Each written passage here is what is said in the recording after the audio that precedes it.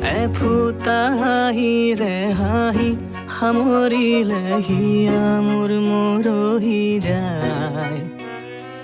আজৰি পৰতে কথাবোৰ গাঁঠিলো, পাহৰো তোমাকে পাই। মৰম কি এনেকুৱাই, মৰম